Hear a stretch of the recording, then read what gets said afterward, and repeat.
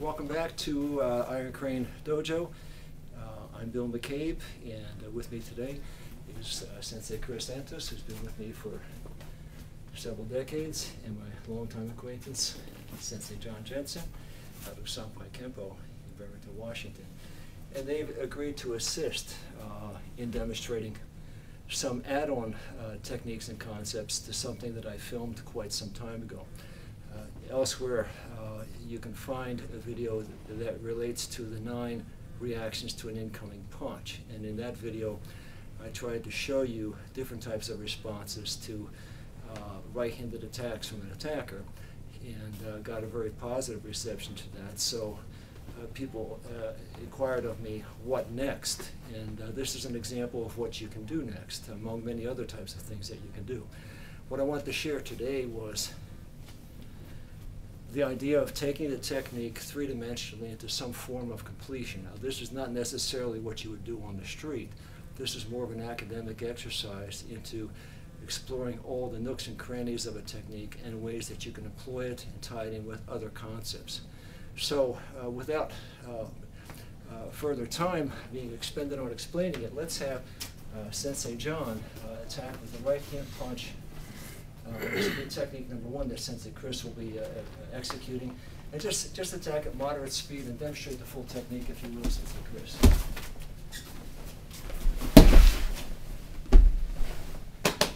Okay, good. Come on up again. Now we're going to go through it in slow motion. He executes the slow motion punch.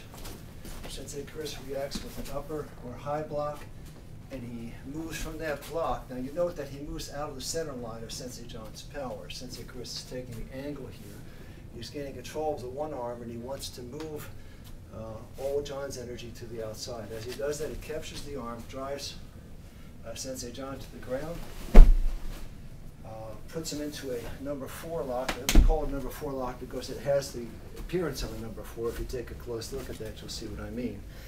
And as he engages the lock, he decides to use it to further control Sensei John. He goes down into a lower position, locks onto the control points of the body and head, and these are pressure points. Sensei John has some level of discomfort, as you can see. And you can also see that the weight of Sensei Chris is pinning Sensei John to the ground. And from that point, Sensei Chris takes it to a 3rd position, where he rolls and leverages Sensei John up, and he rolls for the purpose of further controlling Sensei John with other add-on techniques. There he employed a more extensive or more energized wrist lock. Take the wrist lock back on, if you will, hold that position. Now he has further things that he can do with his feet to control the situation. He can control the head, pressure points on the head. He has further types of strikes that he can engage, as you can see here. You know, he has quite a range of targets that he can take advantage of. Gentlemen, if you'll come to your feet.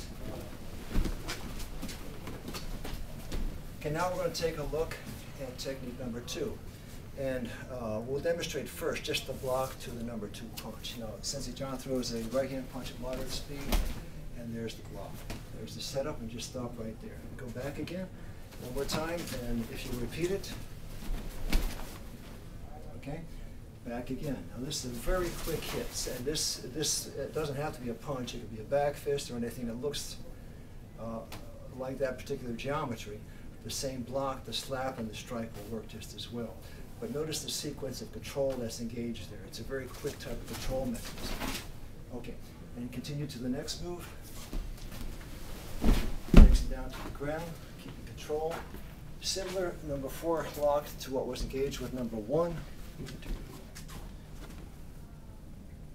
And stand up at this point. If you'll stand up. What I'm going to ask you to do before we finish the explanation on this is go through the entire technique, okay, and then we'll finish the explanation. I want everyone to see what's to follow here.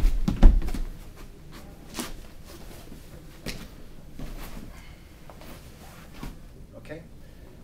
Now, if he really wants to amp this up, Sensei Chris would stand up, of course, and bring the right leg forward, and then sit back. And we won't do that because it puts way too much amperage to the technique.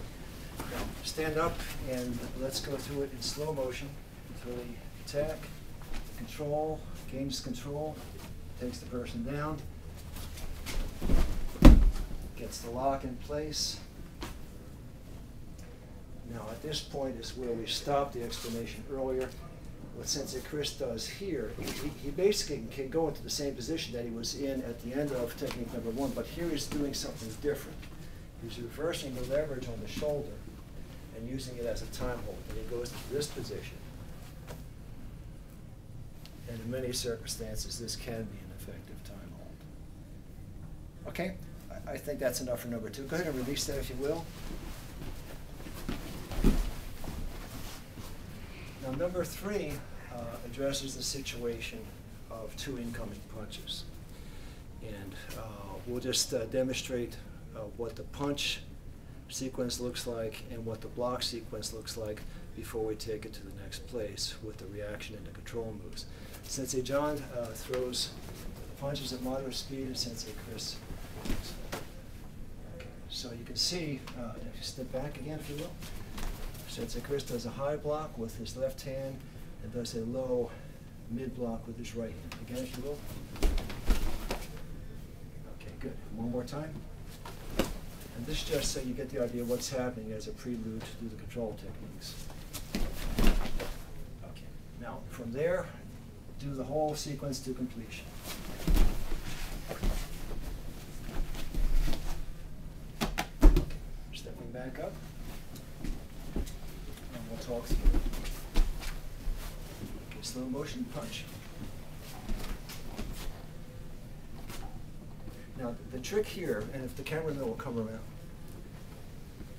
Sensei Chris, as he does the second block, begins to split Sensei John's energy off to the side and then takes control of the center line over the neck.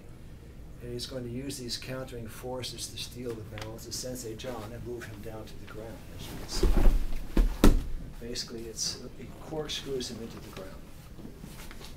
Okay, as soon as he's down, he cobras around the arm, gains control of the arm, lifts the body weight, and incorporates the full final shoulder lock. And if you look at the position here, you can see the leverage, the angle, and how the lock is controlled. Okay, gentlemen, come on up. Cameraman, how much time do we have? 8. We're at 8 minutes? 8. Okay, what we'll do now, friends, is we'll conclude this particular segment. We were able to get 3 techniques filmed, and we'll pick up at a later point in time. Thanks for sharing your time with us, and we'll see you down the road.